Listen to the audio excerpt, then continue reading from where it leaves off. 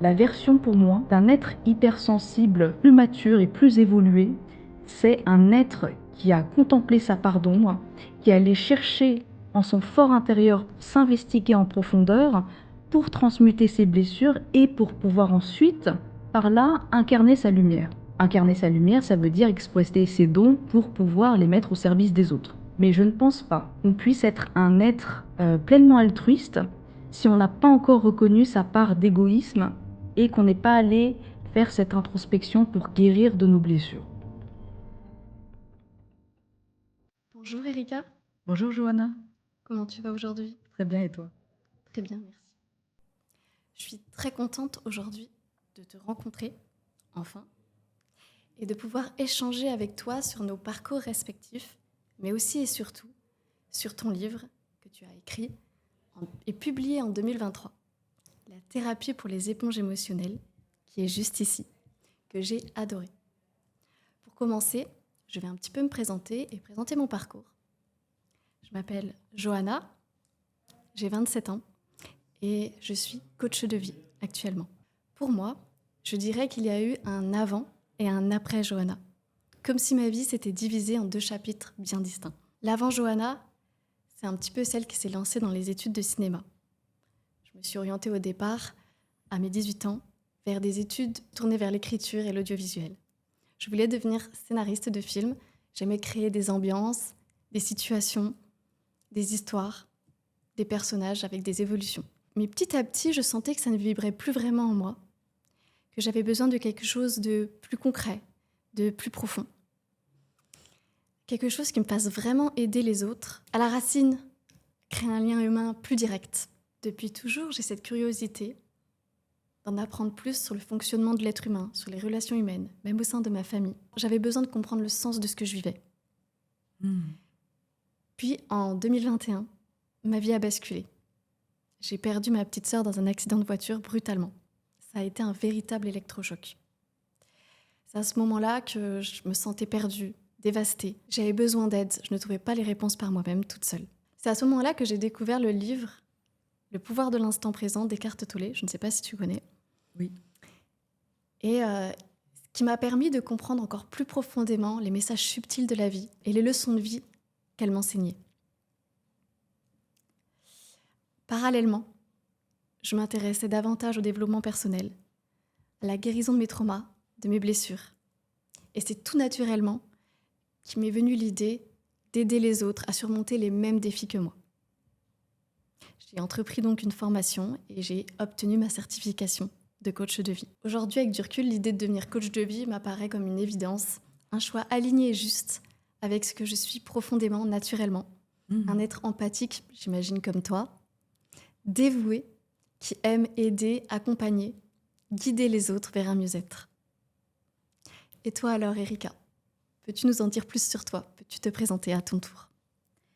Oui. Alors bonjour, je m'appelle Erika, je suis franco-japonaise, je suis psychologue clinicienne et coach spirituel depuis maintenant 4 ans en libéral. J'ai commencé par un parcours assez classique. En fait, j'ai débuté une licence de psychologie à l'Université Paris-Descartes. Et puis, je me suis spécialisée en psychanalyse et en psychopathologie à l'Université Paris-Diderot. Alors, il faut savoir que ce n'était pas évident pour moi de commencer à m'ouvrir à la psychanalyse, surtout que j'étais très cartésienne à l'époque. Je ne croyais qu'en la science pure et dure. Et c'est vraiment mes études qui m'ont poussée à remettre en question mes croyances sur le fonctionnement de l'être humain. Et la psychanalyse, pour moi, ça représentait un petit peu la chambre des secrets. C'était pour moi cette discipline qui allait enfin mettre du sens dans le comportement irrationnel chez l'être humain.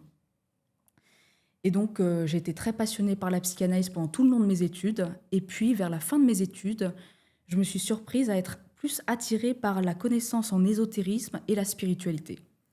Et aujourd'hui, j'ai donc une approche assez particulière qui est l'approche transpersonnelle.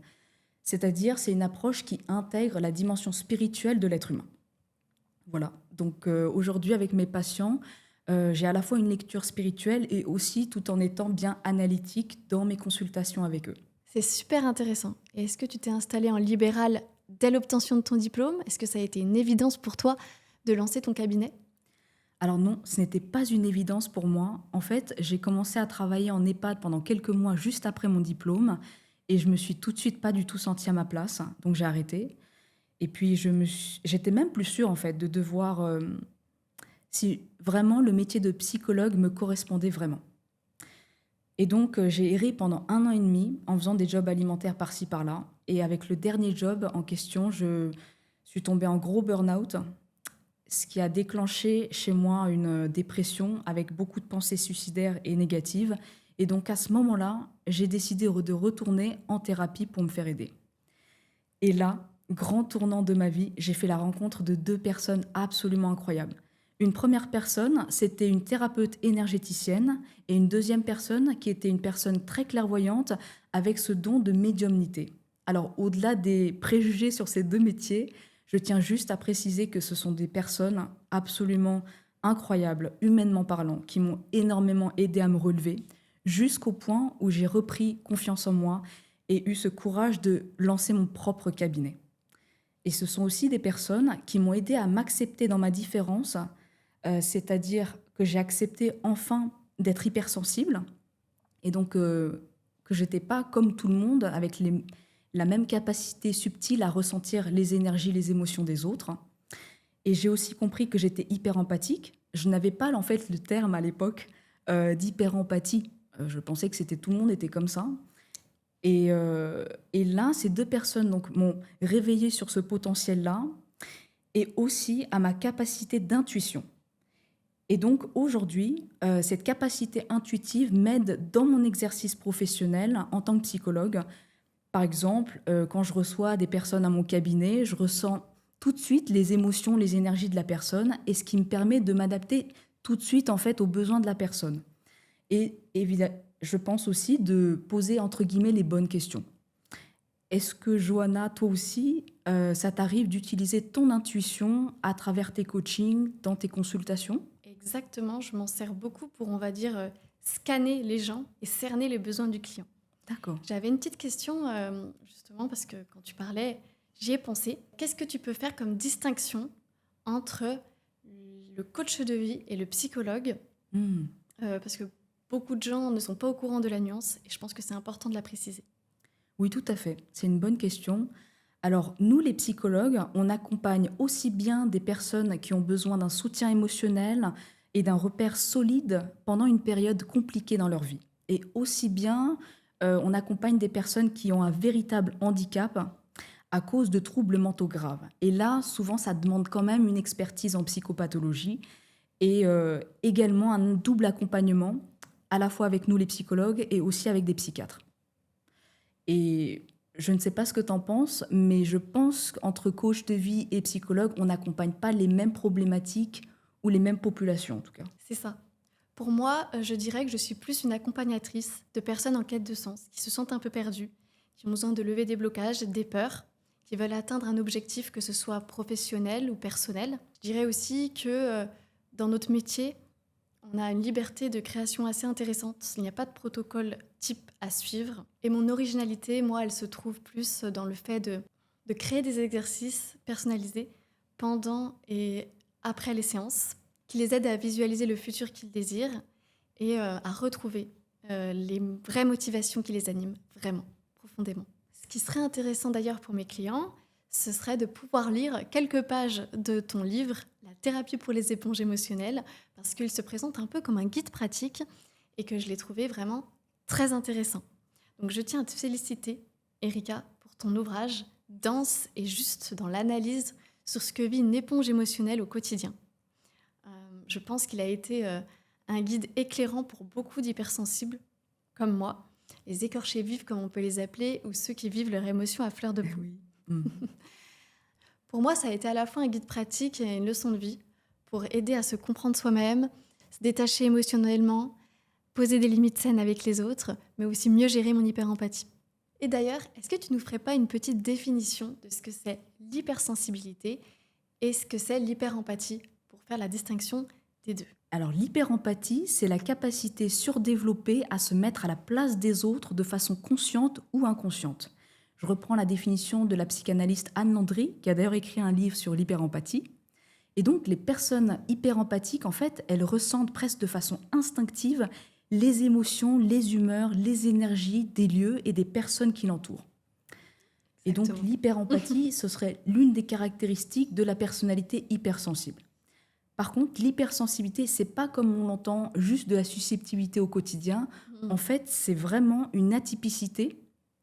C'est un trait de personnalité qui toucherait environ 20% de la population, selon une étude qui a été menée par la psychologue américaine Dr. Helen Aron.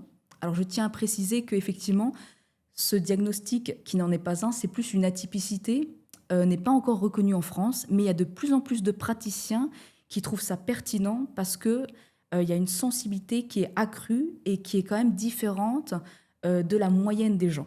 Ces personnes-là, cette population-là, ressentent de façon presque instinctive plus les stimuli extérieurs et donc ça viendrait impacter leur monde émotionnel. Merci beaucoup pour ces précisions. Et est-ce que être hypersensible fait forcément de nous quelqu'un d'hyper empathique? Alors justement, très bonne question parce que hypersensibilité ne veut pas dire forcément hyperempathie. Même si je remarque quand même que les hypersensibles sont en général quand même plus empathiques que la moyenne des gens, mais pas forcément hyper empathiques au point de se sentir débordé par ses émotions ou de ressentir intensément la souffrance chez les autres, par exemple. Par contre, les personnes hyper empathiques que j'ai reçues en consultation, qui sont venues me voir, présentaient tous les critères de la personnalité hypersensible. J'aimerais te dire, Erika, que l'on se sent compris ou comprise quand on lit ton livre, comme seraient les mots d'une psy bienveillante qui a un regard neutre et avec qui on se sent à l'aise. Mais parfois, en lisant ton livre, je me suis reconnue dans certaines descriptions où l'immaturité affective devenait toxique. Et j'avais, tu sais, comme ce nœud au creux du ventre, Oui. parce que je me sentais coupable d'avoir adopté certains comportements problématiques. Mais c'était pour moi une compréhension nécessaire pour moi-même et un passage obligatoire pour mon évolution personnelle. Ça nous oblige à faire face à nos parts toxiques et à reconnaître notre part de toxicité dans nos liens. Car oui, gros disclaimer, même les hypersensibles peuvent avoir un penchant toxique dans leurs relations. Et c'est très important que tu l'aies souligné dans ton livre pour responsabiliser tous les comportements. Exactement. Je pense que c'est ça qui fait l'originalité de ce livre, c'est qu'il invite vraiment le lecteur à venir s'investiguer en profondeur sa part de toxicité, sa part obscure. Contrairement à tous les autres livres déjà écrits sur l'hypersensibilité ou l'hyperempathie. Et ce livre, pour moi, je pense que c'est un guide pratique avec des exercices très concrets à faire, soit quand vous êtes accompagné avec une psychologue en séance, ou bien tout seul, pour toutes les personnes qui sont en quête d'introspection et de vouloir vraiment purifier leurs énergies et de travailler sur leurs blessures, vous pouvez faire ces exercices-là aussi tout seul quand vous faites de l'introspection. D'accord. Et toi, Erika, peux-tu nous dire si tu as déjà adopté des comportements toxiques et comment cela s'est traduit dans tes comportements? Alors toxique, le mot peut être effrayant parce qu'on a tendance à penser tout de suite à de la malveillance grave, alors qu'en réalité, il vient juste signaler un comportement immature que nous pouvons tous adopter de façon absolument inconsciente. Donc ça, c'était un petit rappel sur le mot toxicité. Pour répondre à ta question, Johanna, il est évident que mon histoire familiale et mes blessures passées ont contribué à développer mon empathie et ma compassion envers les personnes en souffrance. J'insiste en fait un peu sur ce point parce qu'on a trop tendance à ne voir que le bon côté de l'empathie, alors qu'en réalité, cette qualité ou cette compétence-là peut servir à des fins beaucoup plus égoïstes. Et donc pour moi, par le passé, je pense, mon hyper-empathie a servi à camoufler mes peurs d'enfant, mais pas que, aussi à masquer un énorme manque d'affection que je ne recevais pas de ma famille. Certes, je pense que mon entourage me disait que j'étais une adolescente gentille, attachante, empathique, très à l'écoute des autres. En tout cas, c'est ce qu'on me disait à l'époque. Mais moi, je pense que j'étais surtout une adolescente psychologiquement instable et émotionnellement hyper vulnérable. Parce que j'ai connu des modèles parentaux immatures, des parents qui ne savaient pas du tout gérer leurs propres émotions, notamment la colère, qui se transformait souvent en rage à la maison. Et donc, le fait d'avoir grandi dans un environnement familial destructeur et violent, ça n'encourage pas l'enfant à construire une bonne estime de soi, qui est quand même la base de toute relation saine. Et au niveau des relations, ça s'est ressenti. Je me souviens que je cherchais constamment à fusionner avec l'autre, par besoin de validation et aussi d'être rassurée. J'apportais beaucoup aussi l'aide aux autres, parce que je pense que je recherchais inconsciemment aussi de l'amour, de l'affection que je ne recevais pas. Je pense que j'étais en train de nourrir cette croyance erronée que aimer, c'était de se sacrifier entièrement pour l'autre. Et donc, pendant des années, j'ai souffert d'être une éponge émotionnelle parce que je ressentais intensément la souffrance chez les autres. En fait, je ne réalisais pas à l'époque que les blessures chez les autres venaient réveiller mes propres blessures. Et donc, en fait, c'était mon enfant intérieur qui pleurait à chaque fois que j'accueillais quelqu'un pleurer dans mes bras.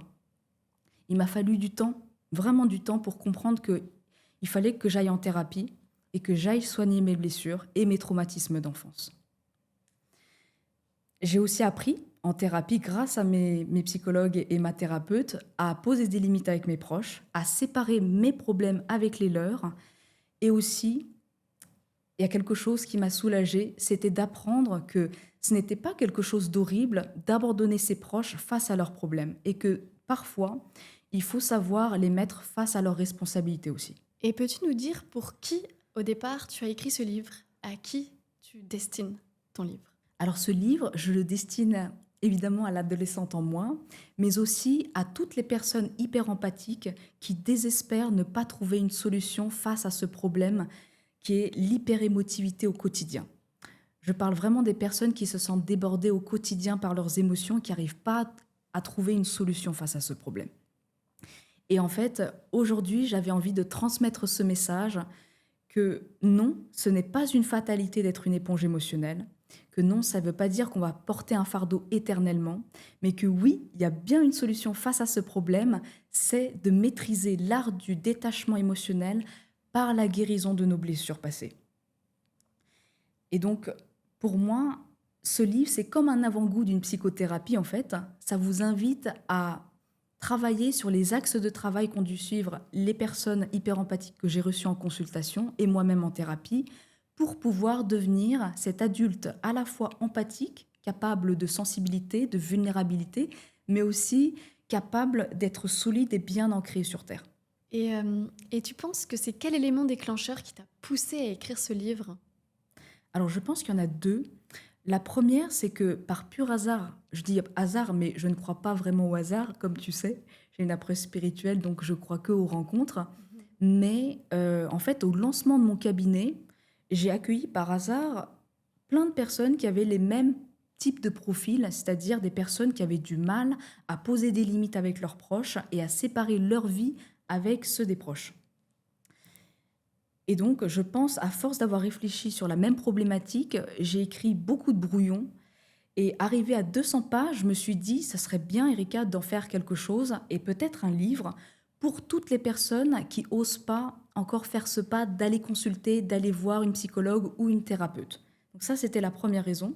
La deuxième raison, c'était que c'est un peu plus personnel, mais j'osais pas le dire en consultation parce que ça se fait pas. Mais ça m'énervait un petit peu d'entendre les personnes dire, par exemple, oui, madame, de toute façon, je suis une éponge émotionnelle, c'est comme ça, j'absorbe tout, c'est dans ma nature, on ne peut rien y faire. Je repense à une patiente qui me disait, ça y est, j'accepte maintenant mon hypersensibilité et donc j'ai ce terme qui me différencie aux autres, donc ça justifie le fait que je sois hyper émotive au quotidien. Alors je ne parle pas du fait de s'émouvoir devant la beauté de la nature ou de simplement être capable de vulnérabilité, on ne parle pas de ça, on parle des gens qui sont tout le temps en permanence débordés par leurs émotions et qui vraiment le vivent comme un enfer.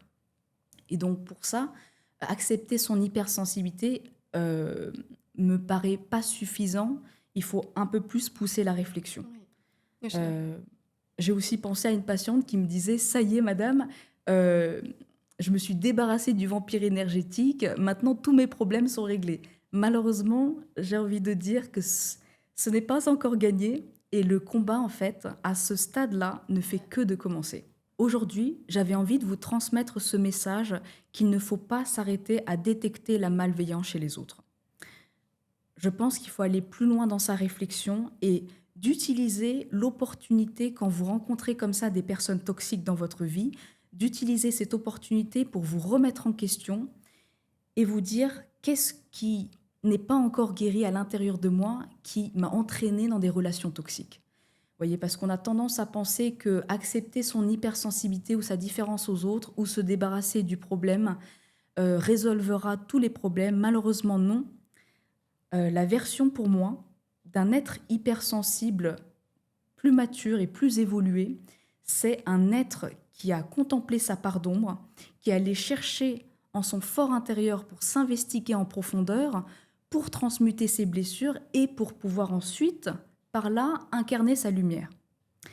Incarner sa lumière, ça veut dire exploiter ses dons pour pouvoir les mettre au service des autres. Mais je ne pense pas qu'on puisse être un être pleinement altruiste si on n'a pas encore reconnu sa part d'égoïsme et qu'on n'est pas allé faire cette introspection pour guérir de nos blessures. C'est vraiment le message que je souhaitais transmettre à travers ce livre. Je me permets, Erika, de lire un passage de ton livre que j'ai beaucoup aimé. Il m'a particulièrement marqué par sa justesse et sa portée universelle. Quand tu parles de la déconstruction du modèle parental acquis, ce passage met en lumière d'une lucidité frappante un stéréotype répandu qui en devient presque invisible, tellement il façonne nos histoires familiales et finalement toute notre société. Donc je lis chapitre 7, un petit passage de ton livre, page 128. Déconstruire le modèle parental acquis. Maman, inquiète et collante, est en vérité immature. Je rencontre souvent des personnes qui ont eu des mères très dévouées et qui croient à tort que c'est une qualité maternelle d'être trop inquiète pour ses enfants. En réalité, il s'agit plus que d'une simple réaction maternelle. La mère, trop inquiète et collante, fait défaut d'une bonne contenance psychique et d'une capacité de symbolisation, c'est-à-dire la capacité à accueillir, interpréter et maîtriser ses émotions débordantes. Autrement dit, la mère qui a une bonne compréhension et une bonne gestion de ses émotions parvient à se rassurer elle-même quand elle est confrontée à ses peurs. Un peu plus loin, papa, insensible et distant, est en vérité immature. Également, je rencontre souvent des personnes qui ont eu des pères peu sensibles et très distants et croient à tort que c'est une qualité paternelle d'être insensible et peu empathique.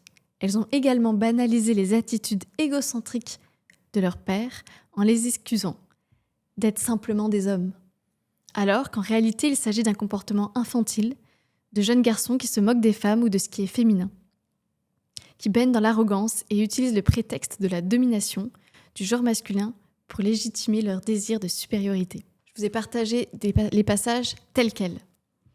Ce schéma, maman inquiète et collante, papa distant et insensible, n'est pas qu'une caricature, il s'agit en réalité d'une réalité vécue par des générations entières et dont les conséquences se répercutent bien au-delà de la sphère familiale. La transmission des rôles entre hommes et femmes, les attitudes parentales qui se répercutent sur les enfants, leur rapport au genre, sont au cœur actuellement des débats sociaux. Tout à fait. En fait, dans ce chapitre 7, je suis venue déconstruire ce modèle qui est beaucoup trop banalisé en société. Comme tu as dit, c'est papa insensible, distant émotionnellement, et maman inquiète. On a l'habitude qu'elle soit inquiète, c'est même vu comme une démonstration affective de l'amour. Alors qu'en réalité, c'est pas du tout la version la plus évoluée d'un adulte et d'un parent, du coup. La version la plus évoluée, ou du moins plus évoluée que celle qu'on connaît en société, d'un parent, c'est de devenir un adulte émotionnellement mature. Ça veut dire quelqu'un qui sait gérer ses propres émotions, ses propres impulsivités, les besoins de son enfant intérieur, qui sait les écouter et aussi parfois les discipliner, leur mettre des limites pour respecter les autres. Et aussi quelqu'un qui a acquis une maturité affective et qui sait aimer inconditionnellement ses enfants et pas projeter narcissiquement son envie de le modeler comme on aimerait que son enfant soit pour nous. C'est vraiment dénué de notre égoïsme. Et donc ça, pour moi, c'est la version la plus évoluée d'un parent pour ses enfants. Exactement. Je voulais revenir aussi sur un passage qui m'a beaucoup marqué dans les annexes, la fin de l'ancien moi. C'est un passage qui clôture ce livre et qui m'a beaucoup touchée. En lisant ce passage, j'ai ressenti une profonde envie de venir te serrer dans mes bras pour recoller tous les morceaux de toi qui ont été brisés. Ce moment est d'une telle intensité, il saisit le cœur, il bouleverse, car il fait écho à du vécu, même si le mien n'est pas en tout point similaire. Mais au-delà de la résonance personnelle, ce qui frappe, c'est la sincérité brute qui s'en dégage. Si tu parles de l'ancien toi, c'est que tu reconnais qu'un mouvement intérieur s'est opéré en toi et que tu t'es délesté de certaines parties de toi qui ne te servent plus pour qu'un nouveau toi émerge aujourd'hui. Comment tu pourrais expliquer avec tes propres mots cette transformation intérieure, Erika ? Alors tout d'abord, merci d'avoir évoqué ces dernières pages de mon livre. Je ne pensais pas que quelqu'un allait lire vraiment mes annexes, parce que ce sont les pages les plus personnelles et intimes de ce livre. C'est là où j'ai évoqué ce qui a été le plus tragique et traumatisant dans mon enfance. Et le fait de l'avoir déjà écrit dans le livre, et maintenant de vous le dire à haute voix, que j'ai vécu un passé douloureux, un enfer familial où je connaissais de la violence physique, verbale et de l'humiliation au quotidien. Ça va vraiment me permettre de clôturer un grand cycle de ma vie et un grand chapitre dans ma guérison intérieure. J'en suis certaine. Alors c'est difficile du coup de résumer 15 ans de longue transformation intérieure, mais ce dont je suis sûre, c'est que je suis devenue l'adulte que j'aurais aimé avoir à mes côtés quand j'étais petite. Et que oui, je suis maintenant capable à la fois d'être sensible, d'être empathique, d'être à l'écoute des besoins de mon enfant intérieur, mais aussi capable d'être solide, de ne pas me laisser déborder par les épreuves de vie, un petit peu, mais pas autant qu'avant, de me sentir débordée parce que j'ai appris à maîtriser mes émotions et parce que je me suis autorisée à aller en thérapie, penser mes blessures et à guérir profondément de l'intérieur. Et donc, c'est vraiment un message d'espoir pour toutes les personnes qui ont vécu dans des familles dysfonctionnelles ou violentes, de dire que oui, on peut réussir à dépasser ses propres conditionnements, les modèles immatures que nous avons connus, et que nous pouvons réussir à devenir cet adulte qu'on aurait aimé avoir à nos côtés quand on était petite. Merci beaucoup, Erika, pour tes confidences, pour ce partage riche et inspirant. Ça a été un réel plaisir pour moi de t'avoir à mes côtés aujourd'hui. Et j'espère que cette vidéo apportera beaucoup à ceux qui nous écouteront. Je te laisse faire une petite présentation de ton livre. Oui, alors vous pouvez retrouver ce livre, La thérapie pour les éponges émotionnelles, qui est un livre auto-édité. Et donc, si jamais vous avez envie de laisser un commentaire, n'hésitez pas, car c'est très difficile pour moi d'apprendre à faire connaître ce livre. Et donc, vos commentaires sont très utiles pour les futurs lecteurs, mais aussi parce que ça me touche vraiment de lire vos commentaires, vos retours, comme le tien, Johanna. Merci beaucoup d'être venue. Merci beaucoup de m'avoir contactée aujourd'hui. C'est vraiment un réel plaisir pour moi. Merci beaucoup. Et n'hésitez pas à liker, à commenter, à partager sur nos réseaux sociaux. Sur nos réseaux sociaux, nos pages respectives sur Instagram, si tu veux peut-être partager ton nom d'utilisateur. Oui, alors c'est psychologist, en anglais psychologue, E-B-Y. Voilà, et moi, c'est Johanna Shore, coach de vie. Entre Johanna Shore et coach de vie, il y a un tiret du bas, tiret du 8, je crois, pour me retrouver. Et pareil sur YouTube. Donc, cette vidéo sera évidemment sur ma chaîne YouTube. Oui, n'hésitez pas à liker et surtout à faire vos retours en commentaire. C'est vraiment très important pour nous. Exactement. Merci de nous avoir écoutés. J'ai été ravie de te rencontrer, Johanna. Et retrouvez-nous sur nos réseaux sociaux. À très vite. À bientôt.